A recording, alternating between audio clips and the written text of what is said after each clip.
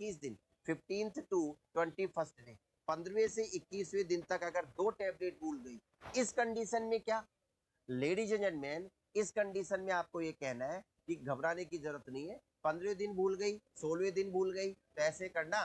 For example औरत 14वें दिन लिया था, सब कुछ सही था, 15वें दिन लेना भूल गई, क्या, ओसीपी। 16वें दिन लेना भूल गई, क्या, ओसीपी। तो ऐसी औरत को आपको बोलना है कि बहन जी आपको 17वें दिन लेना है, क्या, ओसीपी। और कितनी लेनी है, आप कह सकते हो 2 टैबलेट। अरे बोलो तो सही, 2 टैबलेट लेनी है, 15 दिन वाली भी और 17 और 18वें दिन लेनी है, क्या, 2 टैबलेट। अरे बोलो तो सही। प्लस वही अनदर मेथड ऑफ कॉन्ट्रासेप्शन, बोलो यस और नो। तो आपको वही बोलना है कि टेक, क्योंकि इस पेपर कुछ सिचुएशन चेंज है, टेक 2 pills है ना, on each of the 2 pills on each of the next 2 days, each of the next 2 days। अरे बोलो तो सही, नेक्स्ट 2 डेज, अगले 2 दिनों में, बोलो यस और नो, नेक्स्ट 2 डेज।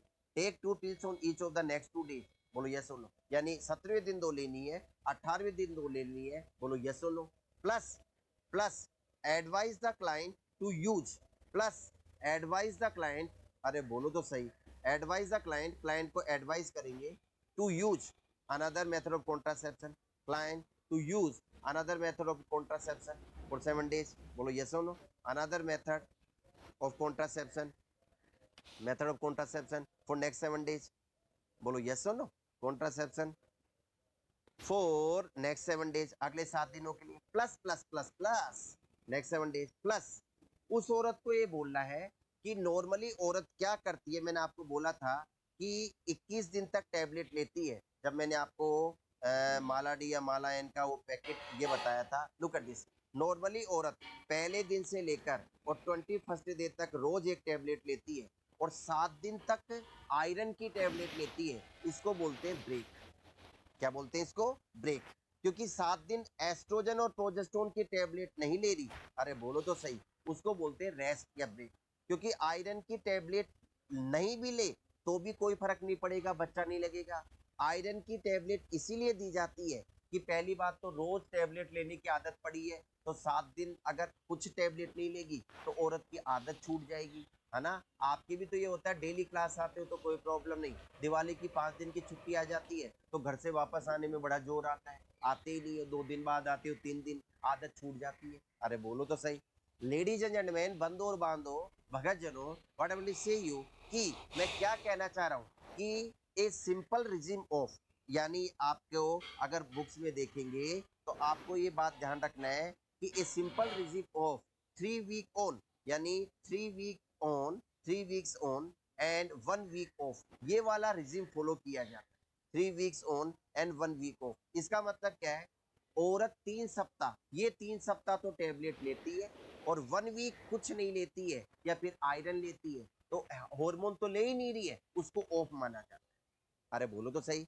मैं पहले नॉर्मल बात बता रहा हूँ, नॉर्मल अगर औरत ओसीपी लेती है, पहले दिन लेगी जिसमें एस्ट्रोजन प्लस प्रोजेस्टेरोन होगा, दूसरे दिन लेगी उसमें भी एस्ट्रोजन प्रोजेस्टेरोन होगा, एंड सो ऑन। 21वें दिन तक जो भी टैबलेट लेगी, 1 से लेकर 21वें दिन तक एक्टिव पिल लेगी, उनमें एस्ट्रोजन प्लस प्रोजेस्टेरोन होगा। पर 22, 23, 24, 25, 26, 27, 28, वो 7 दिन जो औरत आयरन की टैबलेट ले रही है उसको ऑफ माना जाता है। अरे बोलो तो सही। इस बात को यूं समझो, अगर आप डेली आपकी सीएचओ एग्जाम के लिए, समोर अदरवियर या नोरसेट एग्जाम के लिए, है ना, आप कह सकते हो 10वीं क्लास, आप कह सकते हो आप एनप्लेक्स की बुक पढ़ रहे हो, डीएमएमएस के नोट्स पढ़ रहे हो, है ना, जो कि सफिशियंट है, तो वो आपकी पढ़ाई है।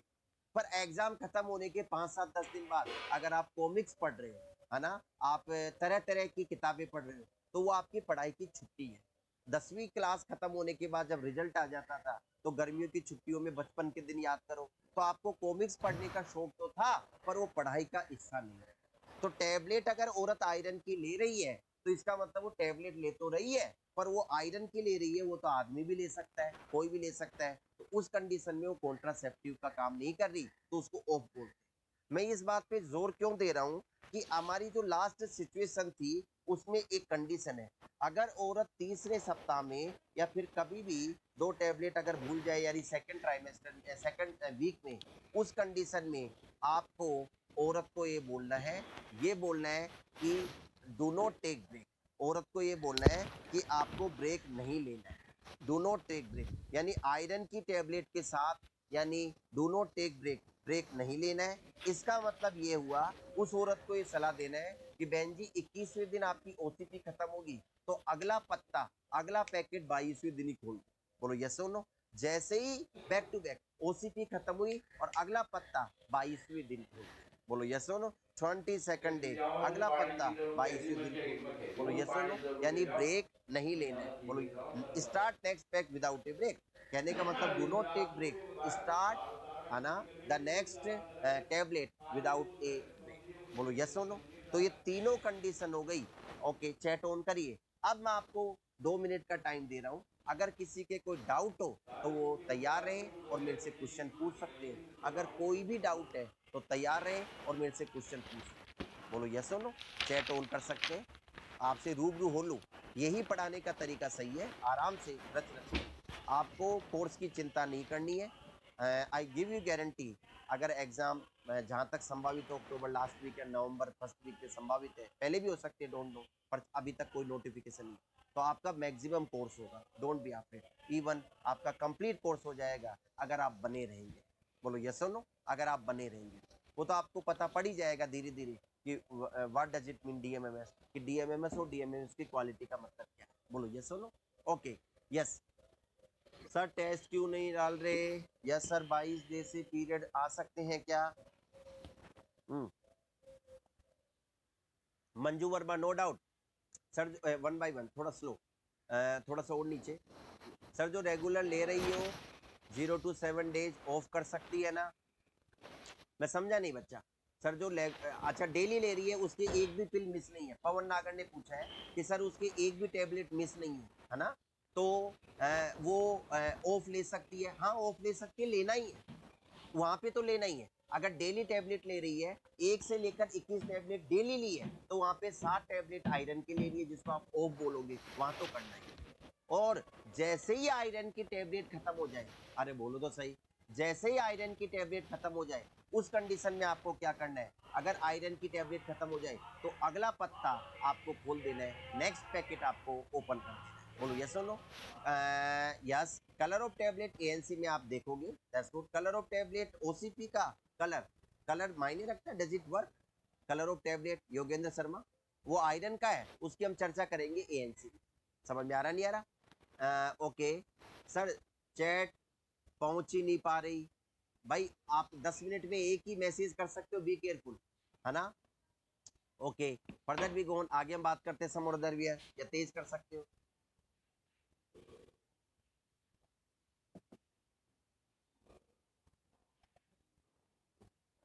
ओके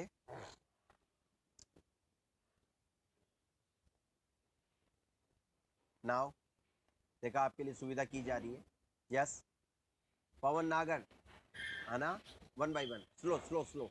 यस, ओसीपी लेने के बीच में बेबी लग जाए तो बेबी को कोई रिस्क तो नहीं होती? नहीं नहीं नहीं नहीं, कृष्ण गोपाल महावर, अगर बाय द वे बहुत अच्छा क्वेश्चन पूछा है, ऐसे क्वेश्चन पूछो।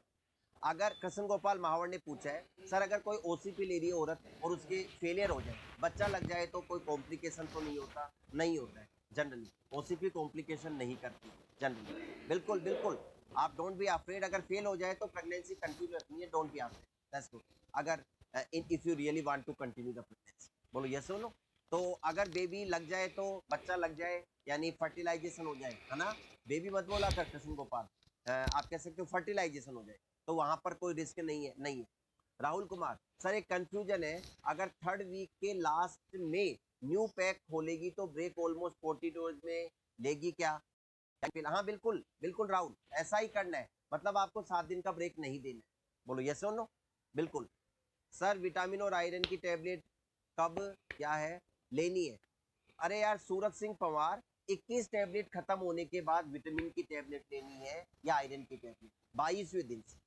यानी फॉर एग्जाम्पल, मैं चलो ये समझा देता हूँ कि अगर ये बच्चा बिल्कुल ही कमजोर है, कि अगर उसने एक औरत के टाइम आया, एक औरत के टाइम आया 1 सितंबर, अगर 1 सितंबर को टाइम आया तो उस औरत को 5 सितंबर से लेने के लिए बोलेंगे आप, 5वें दिन से। अरे बोलो तो सही, उस औरत को भाई कहेंगे 5 सितंबर को ओसीपी चालू कर दो, बोलो यस और नो। आप कह सकते हो 5 सितंबर को स्टार्ट ओसीपी, है ना, स्टार्ट ओसीपी, ओसीपी चालू कर दो, बोलो यस और नो। और 5 से लेकर और आप कह सकते हो 25 तक टैबलेट, 5 से लेकर और आप कह सकते हो continue 21 days, continue for 21 days, यानी 21 दिन तक कंटिन्यू करना है, अर्थात 26 तारीख तक, बोलो यस नो। 25 या 26 जो देख लेना, 25 या 26, है ना, आप काउंट कर लो। 5 तारीख से लेना चालू किया तो 4 और 21 25, 25 सितंबर तक। अब आयरन की टेबलेट कब चालू करनी है? 26 से चालू करनी है। तो नेक्स्ट डे 26 सितंबर से, बोलो यस नो, 26 सितंबर से आयरन की टेबलेट या विटामिन की टेबलेट चालू करनी है और 7 दिन तक लेना है। और 7 दिन खत्म हो जाए, जैसे 25 से 5 30, यानी आप कह सकते हो समर दरमियान सितंबर 30 का ही होता है। और 2 अक्टूबर को आयरन भी खत्म हो जाएगी, तो 3 अक्टूबर को नया पैक चालू कर, क्योंकि 7 दिन का मतलब 2 अक्टूबर को खत्म हो जाएगा। तो 3 अक्टूबर को तीसरा पैक चालू कर, 3 अक्टूबर को स्टार्ट न्यू पैक विदाउट या रिगार्डिंग मेंस्ट्रुएशन स्टार्ट। तो 3 अक्टूबर को आपको स्टार्ट करना है न्यू पैक स्टार्ट करना। फॉर एग्जाम्पल अगर किसी औरत को 2 अक्टूबर को टाइम नहीं आया तो कोई बात नहीं, आप तो 3 अक्टूबर को नया पैकेट चालू कर लो। सर किसी के टाइम आके रुक गया हो तो कोई बात नहीं, आपको एक बात ध्यान रखनी है, टाइम कब आ रहा है, टाइम कब जा रहा है, टाइम आएगा, डज नॉट मैटर, उस पर बिलीव मत करो। आपको तो बस केवल ये फिक्स कर लो कि 21 टैबलेट ओसीपी की खत्म हो जाए, 60 टैबलेट आयरन की खत्म हो जाए, 28 दिन हो गए, 29वें दिन नया पैकेट खोल देना है, यानी मैंने एग्जांपल सही बता दिया। अरे बोलो तो सही, ओके, नो डाउट। एलएमपी के एक दिन पहले ओसीपी कोई ले ले तो उसके मेंस्ट्रुएशन साइकिल नहीं आती है क्या? आशु गोयल, अगर आप कह सकते हो टाइम आने से एक दिन पहले, हाँ एक दिन पहले ले सकती है तो थोड़ा सा चांस है कि उसके रुक जाए, पर ज्यादा बढ़िया 2-3 दिन पहले या 3-4 दिन।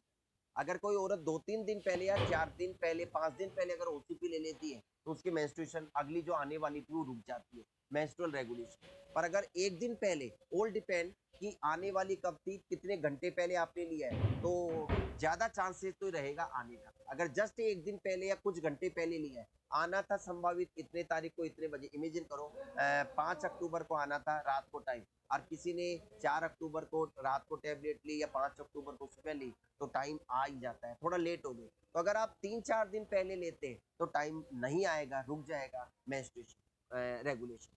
अक्की पालीवाल, है ना, ये अंगूठा दिखा रहा है, मैं देखूंगा इसको, कहने का मतलब ये तो यही कह रहा है सर अच्छा है, पर दैट्स इट। थर्ड वीक में सर 2 पिल मिस हो जाए तो नेक्स्ट 2 डेज 2 पिल लेनी है, बिल्कुल सही है। अगर थर्ड वीक में मैंने बताया था 15वें दिन मिस हो गई, 16वें दिन मिस हो गई, तो 17वें दिन 2 लेनी है और 18वें दिन 2 लेनी है। 7 दिन तक दूसरा मेथड यूज करना है और 22वें दिन से यानी जो ऑफ लेना था वो नहीं लेना। बोलो सर कब तक कंटिन्यू कर सकते हैं ओसीपी को? रौनक महावर 6 महीने लो, है ना, 12 महीने लो, साल भर लो, ऑल डिपेंड्स ऑन यू।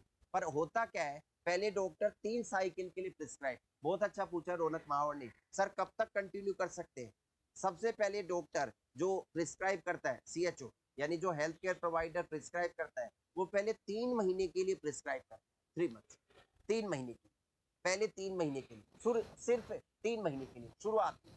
यानी औरत को कहेगा सितंबर लो, अक्टूबर लो, नवंबर लो, और 3 महीने होने के बाद फॉलो अप के लिए बुला। और आपको भी यही करना है, डॉक्टर बनने वालों बोलो यस और नो। इसका भी मैं बताऊंगा अभिषेक शर्मा का जवाब, आप कह सकते हो समोरा दरमिया। फिर फॉलो अप के लिए बुलाओ, क्यों? क्योंकि फॉलो अप का मतलब है उस औरत से पूछेंगे बहन जी आपने 3 महीने टैबलेट ली, बताओ आपके उल्टी उबाग ज्यादा तो नहीं आती है, यानी नोजिया वोमिटिंग तो नहीं है ना, आप टैबलेट ले सकते हो क्या, आपके मेस्टेलिया ब्रेस्ट में दर्द तो नहीं हो रहा है, अरे बोलो तो सही, नोजिया वोमिटिंग साइड इफेक्ट याद करो छुटमुट, है ना, ब्रेस्ट में दर्द तो नहीं हो रहा है ना, मेस्टेलिया तो नहीं है ना, जी तो नहीं मचला रहा है। अगर वो औरत कह रही है डॉक्टर साहब मर जाऊंगी, 10 बच्चे पैदा कर दूंगी पर नहीं लूंगी ओसीपी, तब तो रोकना है, अरे बोलो तो सही, क्यों कि साहब 3 बच्चे पैदा कर दिए, 2 बच्चे पैदा कर दिए तो ही इतना जोर नहीं आया, ये तो जी मचलाता है, उल्टी उबाक आती है, तो फॉलो अप के लिए बुलाते हैं। फिर अगर वो फॉलो अप के लिए थोड़ा सा मान जाती है, आपने बीपी नाप लिया, मेजर बीपी, है ना, आप कह सकते हो बीपी नाप लिया, कहीं बीपी ऑल्टर तो नहीं हो गया है, वो सब करवाने के बाद खाई फॉलोअप लेते के बाद डॉक्टर फिर अगले 6 महीने के लिए है ना प्रिस्क्राइब करते फॉर नेक्स्ट 6 मंथ। 6 महीने के लिए, फिर उसको 6 महीने के बाद के लिए बुलाना है ना। आप कह सकते हो या 3 मंथ के लिए प्रिस्क्राइब करके 6 महीने पर उमा बुलाना देख है। उमे तो नेक्स्ट फॉलो उमा अप एक आफ्टर एक 6 मंथ, बार नेक्स्ट कुल्लड़ फॉलो से अप धर जो आफ्टर थारो 6 मंथ, बोलो यस और कंडीशन नो। आप कह सकते हो कि 6 महीने बाद आपको यात्रा ही नेक्स्ट हुआ फॉलो अप कौन के लिए हुआ तो बुलाना। तो पहले कहने से का दिया मतलब ही उस था। बच्चे का क्वेश्चन था कि कितने महीने तक ले सकते हैं। खूब लो, आपकी श्रद्धा हो, है ना। ओसीपी कौन तीन होगा महीने लो, 6 महीने लो, साल भर लो, कौन कौन दो ही साल थे लो, बट स्क्रीनिंग करवाते रहो। आप कह सकते हो ब्रेस्ट कैंसर की BSC करते रहना, ब्रेस्ट सेल्फ एग्जामिनेशन, क्योंकि ब्रेस्ट कैंसर करता है। कह दीजिए भाई बीपी थोड़ा नपवाते बहुत रहना, कम सी तो अगली हाइपरटेंशन बार के दे लिए। देंगे आएगा। हाइपरटेंशन भी कर सकती है। लिपिड का लेवल नपवाते रहना, हाइपर लिपिडेमिया कर सकती है ना। आप कह सकते हो। पर सबसे बड़ी बात, माइनर नोजिया वोमिटिंग की जीने नहीं देती।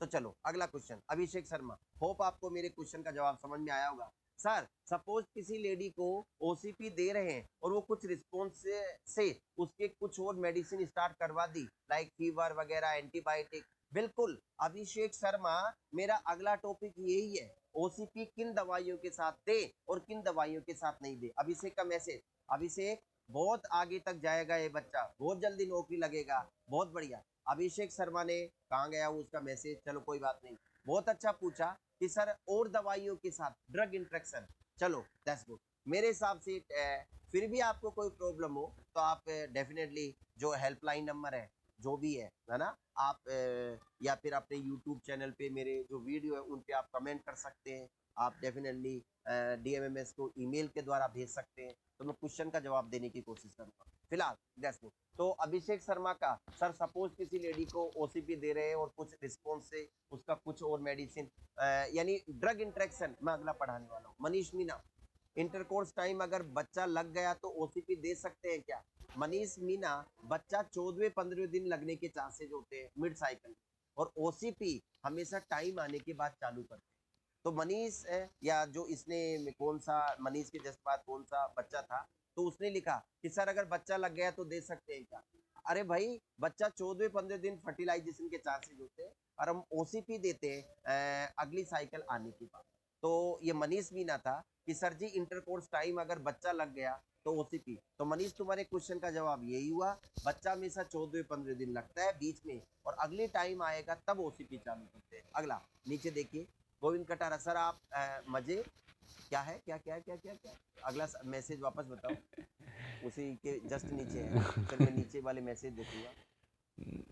चलो छोड़ो, मजे मजे ले रहा था, दे रहा था, आई डोंट नो। हाँ जस्ट नीचे कुछ था।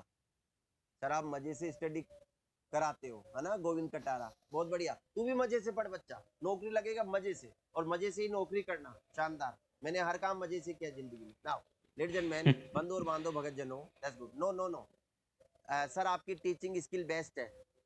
अरे यार ये नहीं, ये मुझे मत बताओ, आप पढ़ो बस। आपको सिर्फ इतना करना है, कोई क्वेश्चन हो तो पूछो। सुमन, 3 ईयर तक ओसीपी ली है और उस पेशेंट के नोजिया वोमिटिंग है, क्या है, तो सर ट्रीटमेंट क्या होगा, है ना।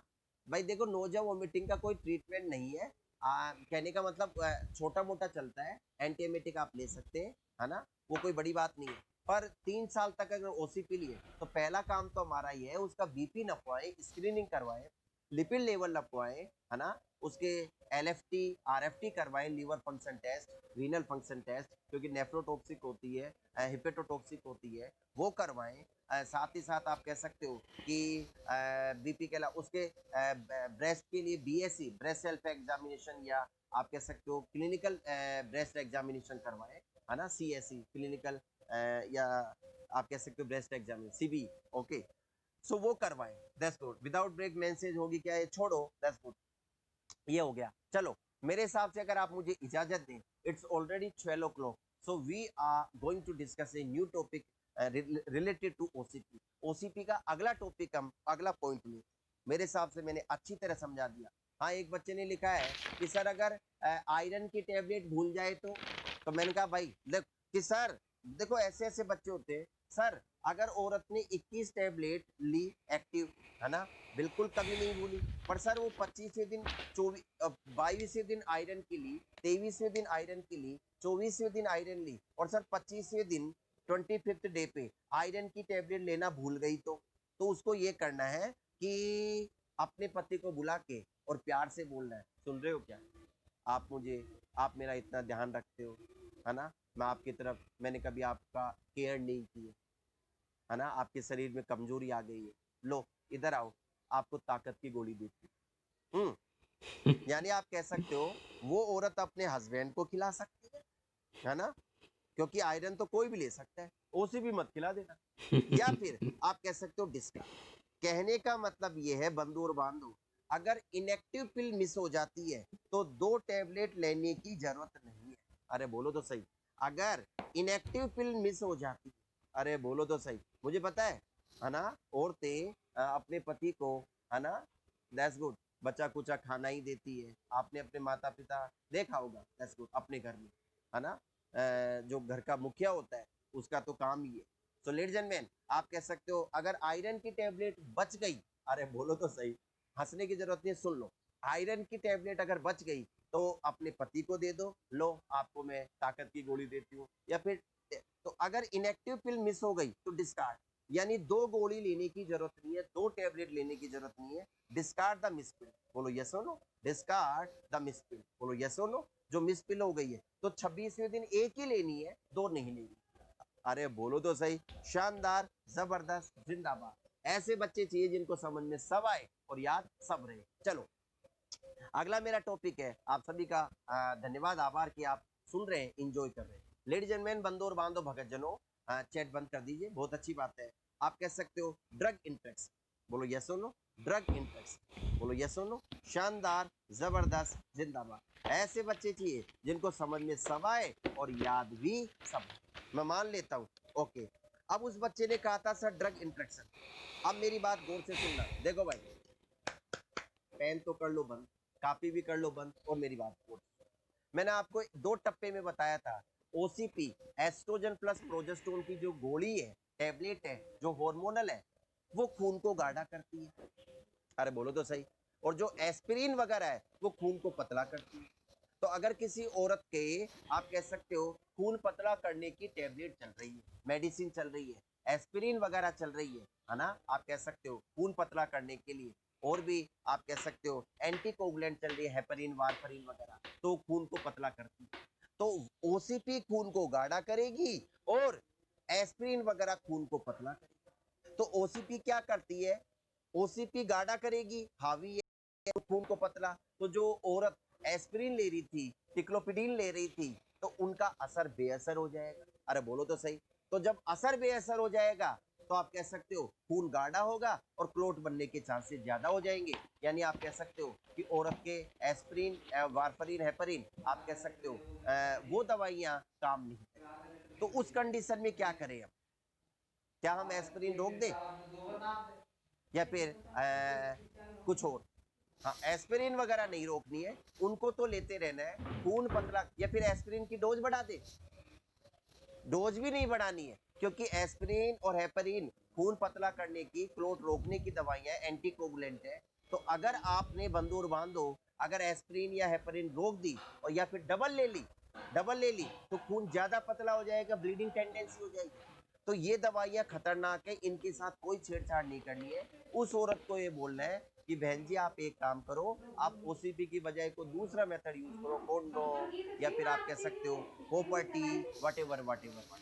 तो ड्रग इंट्रैक्शन में मेरा पहला टॉपिक है लिए बंदूर ही गए। बांधो भगत जनों, कि ड्रग इंट्रैक्शन में आप कह सकते हो, look at this, drug interaction में मेरा पहला टॉपिक है, गोदी साला ना दी लीटर ओके, की गोदी। कि लेडीज एंड जेंटलमैन, कि effectiveness of some drug, OCPs, आप कह सकते हो decrease, OCPs decrease effectiveness and absorption and effectiveness of some medication, OCP decrease absorption and effectiveness, absorption, अरे बोलो तो सही, absorption and effectiveness of some drugs, effectiveness, बोलो यस और no, effectiveness of some drugs, शानदार, जबरदस्त, जिंदाबाद। कुछ ड्रग्स की एब्जॉर्प्शन को कम करती है। फॉर एग्जाम्पल आप कह सकते हो, फॉर एग्जाम्पल ओके एंटीकोगुलेंट्स, अरे बोलो तो सही। फॉर एग्जाम्पल आप कह सकते हो एस्पिरिन, अरे बोलो तो सही। फॉर एग्जाम्पल ओरल एंटीकोगुलेंट्स, अरे बोलो तो सही।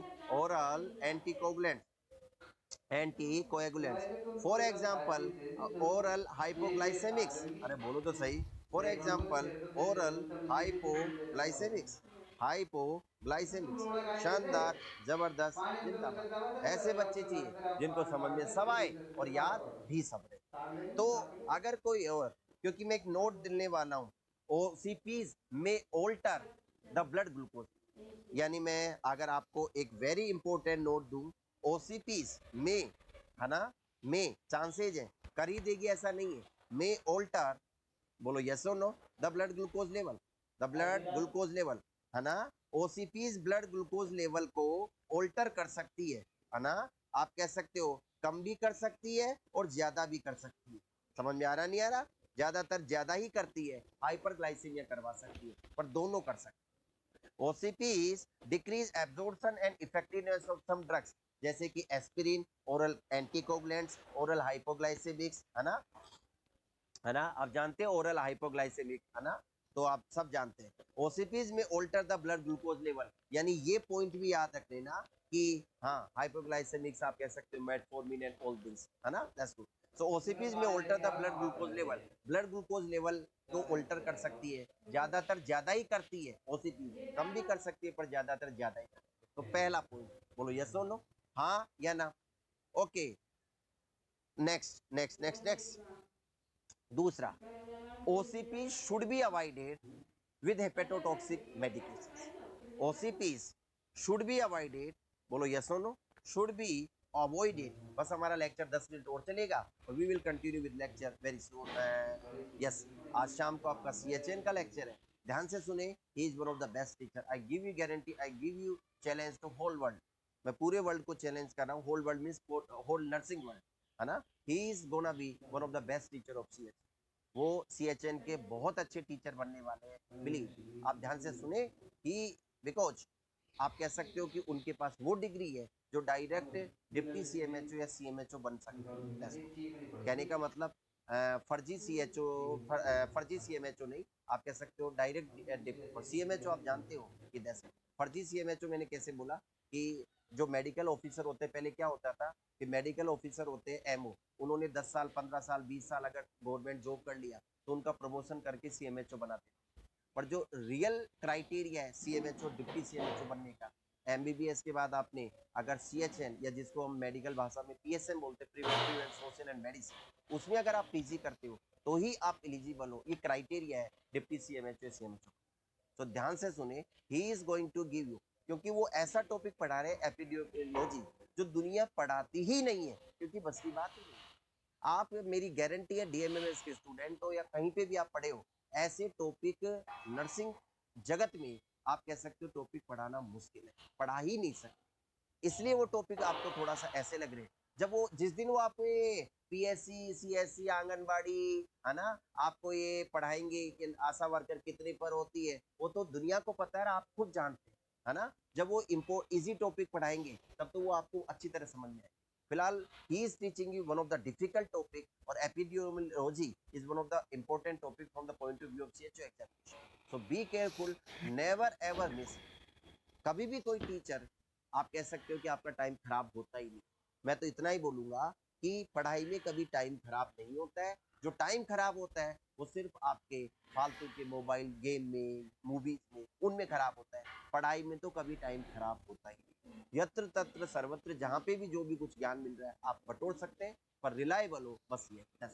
सो OCP शुड बी, आप कह सकते हो should be avoided, should be avoided, है ना। तो मैंने यही बोला, शाम को क्लास में 8 बजे CHN की अच्छे हैं, दैट्स गुड, दमादम शेयर करें। And I want to see you, मैं आज देखना चाहता हूँ कि आज CHN की क्लास में आप कितने स्टूडेंट रहते हैं और कितने स्टूडेंट पढ़ते हैं ध्यान से। आई विल सी, मैसेज में चैट बंद करवा दूंगा।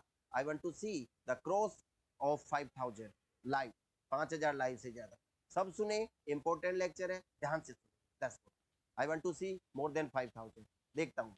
ओसीपी शुड बी अवॉइडेड, आप कह सकते हो with use of, avoided with use of, बोलो यस और no, with use of hepatotoxic, बोलो यस और no, with use of hepatotoxic, okay, hepatotoxic drugs, हाँ या ना, हेपेटोटॉक्सिक ड्रग्स, क्यों? क्योंकि आप जानते हो मैंने बताया था ओसीपीज आर हेपेटोटॉक्सिक। अब तुम ये कहोगे सर ये हेपेटोटॉक्सिक ड्रग कौन कौन सी होती है? भाई ये फार्मा में आपने पढ़ा होगा, फार्मा में पढ़ाते हैं, और जो डीएमएमएस के स्टूडेंट रहे है ना, हर एक दो दवाई हिपेटोटॉक्सिक ही होती है। जो भी मेडिसिन हम ओरल लेते हैं या जो भी आईएम रूम में लेते हैं तो सब लीवर में मेटाबोलाइज होती है, तो अधिकतर दवाइयाँ हिपेटोटॉक्सिक ही होती है, अधिकतर दवाइयाँ, कुछ एक नहीं होती है। तो ये सब कौन कौन सी होती है हेपेटोटॉक्सिक, ये पूरा फार्मा में हर चैप्टर में पढ़ाया जाता है। ये दवाई हिपेटोटॉक्सिक है, ये नेफ्रोटॉक्सिक है, उसके साइड इफेक्ट पढ़ाए जाते हैं। तो जब भी कोई दवाई हिपेटो, अब तुम कहोगे सर हमें कैसे पता, तो उस औरत को ये पूछना है कि बहन जी आप कोई मेडिसिन ले रही हो, वो कह रही है बहन जी हाँ हाँ डॉक्टर साहब, हाँ सीएचओ साहब, फलानी दवाई ले रही है, आपने फलानी दवाई का नाम लिया, अच्छा ये दवाई ले रही है, उस दवाई के बारे में आपने बुक में देख लिया या आपके ज्ञान के अनुसार लगा लिया कि ये लिवर को डैमेज करती है क्या, हाँ ये डैमेज करती है, तो उसको औरत को ओसीपी ना दे। तो टोटल बात है, दो टप्पे में आप ये समझ लो, अगर कोई औरत दूसरी टैबलेट ले रही है, दूसरी मेडिकेशन ले रही है, टैबलेट हो या चाहे आईएम आईवी रूप में, तो वहां पर ओसीपी देने से पहले थोड़ी रुक जाना और सोच समझ के, अरे बोलो तो सही, ओसीपी देने से पहले रुक जाना। OCP should be avoided with use of hepatotoxic drugs. तीसरा, अगर मैं बात करूं बंधु और बांधो भगत जनों समोर दरवियर की, OCPs increases toxicity of TCA, tricyclic TCA है ना, OCPs, हाँ या ना, इंक्रीज, आप कह सकते हो इंक्रीजेस, आप कह सकते हो टॉक्सिसिटी, टॉक्सिसिटी ऑफ TCS, यानी ट्राइसाइक्लिक एंटी डिप्रेसेंट है ना, इमिप्रामिन एमिप्रामिन एमिट्रिप्टाइलिन वगैरह जो भी TCA ओपिया। आप इंटेलिजेंट है, फ्लुक्सिटीन वगैरह आप सब जानते हैं, you are well familiar of pharmacology. So ladies and man, क्योंकि आप फार्मा में, मैं इसलिए बोल रहा हूँ क्योंकि when ever there comes pharmaco lecture, anywhere anywhere कहीं पे भी, एनीवेयर इन नर्सिंग फील्ड, जब भी फार्मा की सब्जेक्ट पढ़ाई जाती है तो आप कह सकते हो कि फार्मा में आप बहुत बड़ा इंटरेस्ट शो करते हो, यस, आप कह सकते हो कि इतना बड़ा इंटरेस्ट शो करते हो कि बस बस आप तो अरे काम की नहीं है, अरे ऐसे दैट्स गुड। तो मैंने क्या बोला आपको, TCA tricyclic anti depressant, OCPs increase toxicity of TCA, tricyclic anti depressant की टॉक्सिसिटी बढ़ा देती है, इमिप्रामिन एमिप्रामिन एमिट्रिप्टाइलिन है ना, दैट्स गुड, फ्लोक्सिटी वगैरह ये आप कह सकते हो। सो आप कह सकते हो लेडीज एंड मैन, टीसीए की टॉक्सिसिटी बढ़ा दी, बोलो यस और नो, और साथ ही साथ and also interfere with activity of, interfere, बोलो यस और no, with activity of bromocriptine, बोलो यस और no, with activity of bromocriptine, activity of bromocriptine maleate, बोलो यस और नो, ब्रोमक्रिप्टिन मेलिएट, बोलो यस और नो, ब्रोमक्रिप्टिन मेलिएट की एक्टिविटी के साथ भी इंटरफेयर करती है ना, मेलिएट, बोलो यस और नो, मेलिएट, तो वो देख लेना। तो ब्रोमक्रिप्टिन मेलिएट की एक्टिविटी के साथ भी इंटरफेयर करती है, हाँ या ना, साथ ही साथ एंटीकोगुलेंट्स के साथ भी, एंड एंटीकोगुलेंट इनके साथ। अगला, अब देखो भाई, कहानी को आगे बढ़ाते हैं, जरूरी है क्या, ये तो बातें थी, ओसीपी हावी रहती है किन किन पर, ओसीपी का दबदबा रहता है एस्पिरिन पर, एंटीकोगुलेंट पर, हाइपोग्लाइसेमिक पर, इन पे दबदबा रहता है, पर अब कुछ दवाइयों का दबदबा रहता है ओसीपी पर, अरे बोलो तो सही, कहने का मतलब सब एंटीबायोटिक्स। पॉइंट नंबर 4, अब की बार अगर कोई औरत एंटीबायोटिक भी ले रही है, ओसीपी भी ले रही है, कौन सी एंटीबायोटिक मैं बताऊंगा, एंटीबायोटिक भी ले रही है, ओसीपी भी ले रही है ना, तो उस कंडीशन में क्या होगा, अब की बार इन एंटीबायोटिक का दबदबा रहेगा और ओसीपी के एब्जॉर्प्शन को कम, ओसीपी की इफेक्टिवनेस को कम कर देगी, तो कॉन्ट्रासेप्शन फेलियर होने के चांसेस ज्यादा रहेंगे। तो अब की बार मैं क्या लिखाना चाह रहा हूँ some or other way, ladies and man, broad spectrum antibiotics, broad spectrum antibiotics, broad spectrum antibiotics, बोलो यस और नो, एंटीबायोटिक्स, बोलो यस और नो, मैं एग्जांपल दूंगा, मे डिक्रीज एब्जॉर्प्शन एंड, बोलो यस और नो, एब्जॉर्प्शन, बोलो यस और no, may decrease absorption and effectiveness, बोलो यस और no, effectiveness of OCPs, effectiveness of OCP. Ladies and gentleman, तो ये अगला पॉइंट हो गया कि ब्रॉड स्पेक्ट्रम एंटीबायोटिक्स में decrease absorption and effectiveness of OCPs, यानी एब्जॉर्प्शन और इफेक्टिवनेस कम कर सकती है। फॉर एग्जांपल कौन कौन सी ब्रॉड स्पेक्ट्रम आप सब जानते हैं, आप विद्वान हैं, फिर भी मैं बोल देता हूँ। Ampicillin, amoxicillin, tetracycline, doxycycline. तो बच्चे ने जो डॉक्सीसाइक्लिन दिया था, एम्पिसिलिन, अरे बोलो तो सही, हाँ या ना? डॉक्सीसाइक्लिन, टेट्रासाइक्लिन, बोलो यस और नो? डॉक्सीसाइक्लिन, टेट्रासाइक्लिन, हाँ या ना? डॉक्सीसाइक्लिन, टेट्रासाइक्लिन, बोलो यस और नो? हाँ या ना? लेडीज एंड मैन, आप कह सकते हो एमोक्सिसिलिन, तो ये सब आप कह सकते हो एंटीबायोटिक्स, बोलो यस और नो? तो सम ब्रॉड स्पेक्ट्रम एंटीबायोटिक्स में decrease absorption and effectiveness of OCP, for example ampicillin, doxycycline, tetracycline, amoxicillin, etc. तो ये कुछ दवाइयां हैं। बढ़ू आगे, लेडीज एंड मैन, बंधु और बांधव भगतजनों, कुछ एंजाइम इंड्यूसिंग ड्रग्स है ना, आप डैशबोर्ड, तो सम एंजाइम इंड्यूसिंग ड्रग्स, बोलो यस और no? Some enzyme inducing drugs, बोलो यस और नो? ऑल्सो इंड्यूसिंग ड्रग्स, बोलो यस और no? Drugs also may also may decrease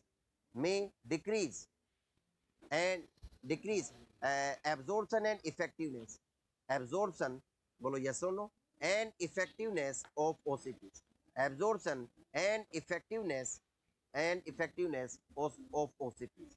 for example आप कह सकते हो, आप इस ग्रुप में कौन कौन सी एंजाइम इंड्यूसिंग ड्रग्स है ना, विटामिन के कैन नोट को, कीटाकोन है ना, कोनोजोल है ना, आप कह सकते हो